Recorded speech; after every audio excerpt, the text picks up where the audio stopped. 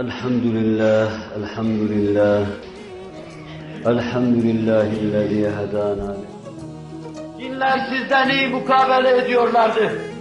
Senin hiçbir nimetini tekzip etmiyoruz. Hamd ve minnet sana aittir. İnsi ve cinni şeytanlar Ömer'den kaçıyor buyuruyor. Ellerimizden çıkardığımız terler, hapishanelerin demirlerini eritecektir.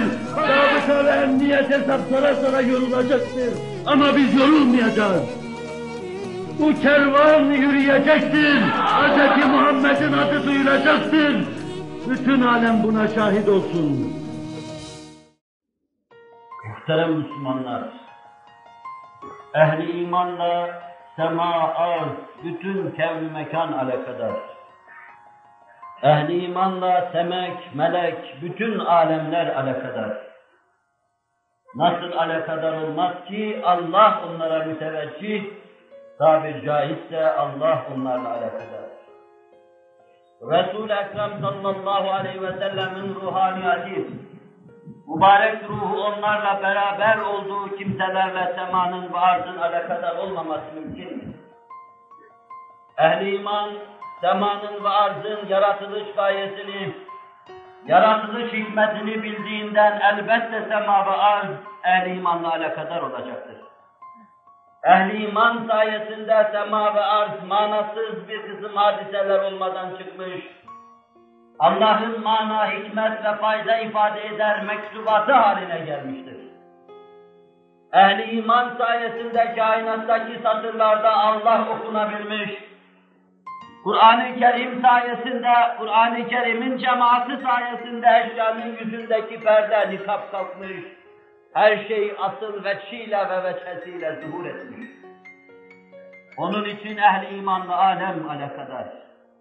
Zerreden seyyarata kadar, imkan aleminin müntehasından vücut alemine kadar her şey insanla, insanı müminle alakadar.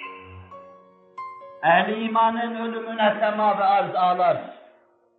Kur'an ferman ediyor, kafirlerin ölümü üzerine sema ve arz ağlamaz, gözyaşı dökmez. Onlar sema ve arzı mektubat-ı samedani görmediklerinden, eşya ve hadiselere manasız abes nazarıyla baktıklarından, adeta sema ve arz onların gitmelerine memnun olur. Ama ya ehli iman öyle mi?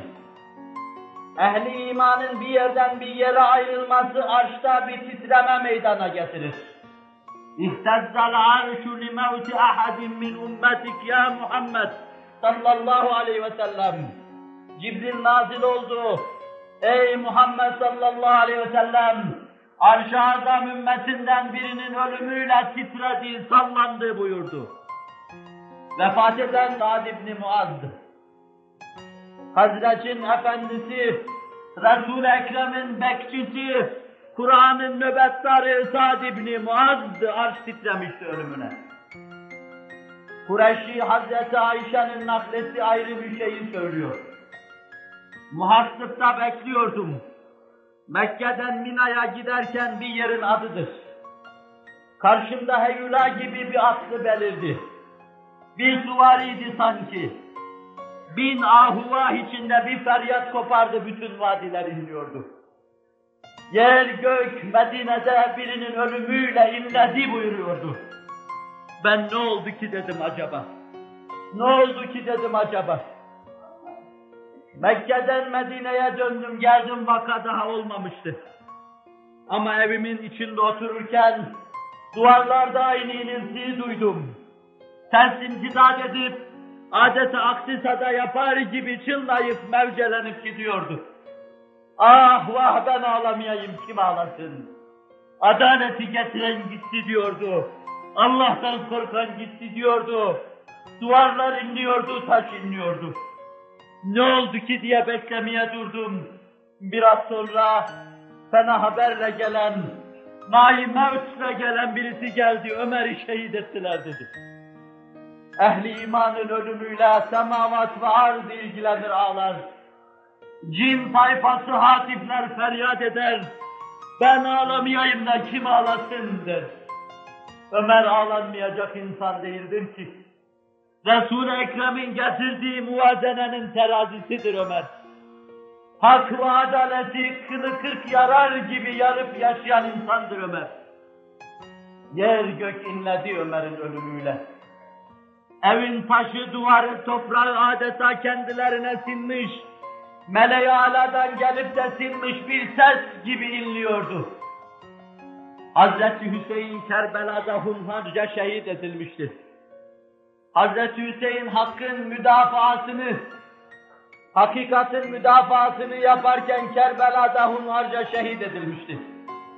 Etrafında Hazreti Hasan'ın çocuklarından, kendi çocuklarından, hanımlarından ibaret, yakınlarıyla 40 kişiden ibaret. Nehri Revan'ın başında kanları da hun revan olmuş, Revan Nehri o gün kirlenmişti. İçi yanan birisi bizden Anadolu çocuğu. Bugün Mahi Muharrem'dir, muhibbi hanedan ağlar. Bugün eyyam-ı matemdir, bugün ab-ı revan ağlar. Revan Nehri ağlayacaktır. Kerbela'nın aslanına, şehitlerin sultanına ağlayacaktır. Kerbela'da hadise cereyan ede dursun. İbn-i Ebi Dünya'nın nakline göre Ümmü Seleme radıyallahu anh'a şöyle diyor. Evimin içinde otururken birdenbire evimin içinde bir sesin, bilemediğim bir sesin duyulduğunu duydum. Öyle bir feryat, öyle bir çığlıktı ki ciğerlerim dışarıya çıkacaktı. Buna çığlık denmez, buna böğürme denir. Kerbela'daki feryattı bu, evin bütünüyle inliyordu. Ben ağlamayayım da kim ağlasın? Şehitlere ben ağlamazsam ötesinde kim ağlayabilir diye bir feryat vardı. Aradan günler geçti, Kerbela'dan Hazreti Hüseyin'in layığıyla gelenler oldu. Hazreti Hüseyin'i hunharca şehit ettiler. Taş ağlıyor, duvar ağlıyor. Müminin gidişiyle alem alakadar olduğunu gösteriyor.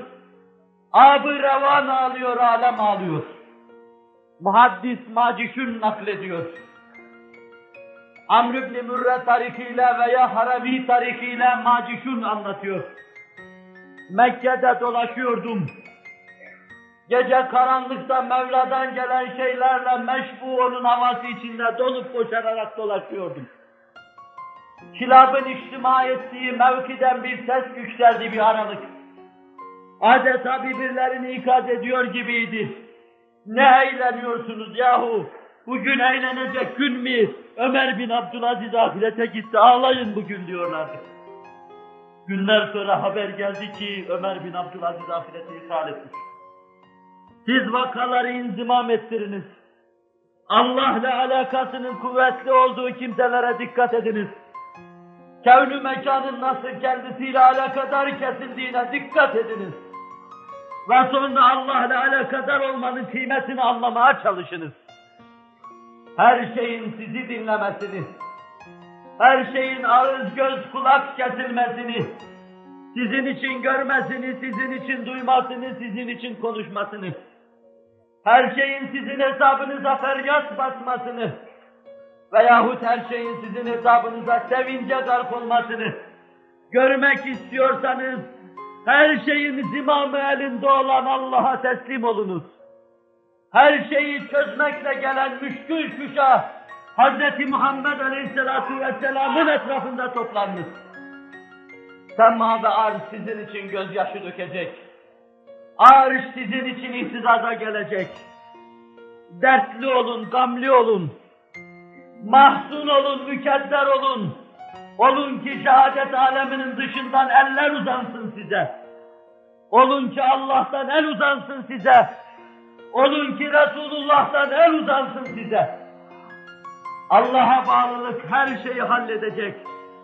Bütün müşkilleri, üst üste müşkilleri çözecek tek meseledir. Muhterem Müslümanlar, sadece bir gönül teessürüyle, bir hisle, Mevla'nın karşısında bir inkisarın ifadesi ağlamak değil. Allah onu da eksik etmesin. Ben onu kınayamam. Onu kınayamam, zira muhbir-i sadık onunla savaş yapmayı müsavi tutmuştur. Zira ağlayan gözle memleketinin sınırlarını bekleyen gözü müsavi tutmuştur. Tutmuştur da hükmünü basmıştır, bu iki göz cehennemi görmez buyurmuştur. Onu kınıyamam. Cennet kevserlerinden daha kıymetlidir o damlacıklarınız. Cehennem alevlerini söndürmede iksirdir o damlacıklarınız. Şu fani alemden baki aleme göndereceğiniz kevserden daha kıymetlidir o damlacıklarınız. Ama bununla beraber bu damlacıklar yapmak isteyip de yapamadığımız işten içimizde hasıl olan inkisarın ifadesiyle çok kıymet kazanacaktır. Böyle bir inkisara ifade olursa çok kıymet kazanacaktır. Şu baharda, bahar mevsiminde, bin çiçeğin açtığı bahar mevsiminde, bülbülün şakıdığı bahar mevsiminde, takatsız benimle sırtıma aldığım yükü götüremiyorum. İnayet et Allah'ım derken, işte bu boğulmuş olmaya tercüman olurken, damlayan damlacıklar cennet kevserlerine tereccüh eder kanaatindeyim.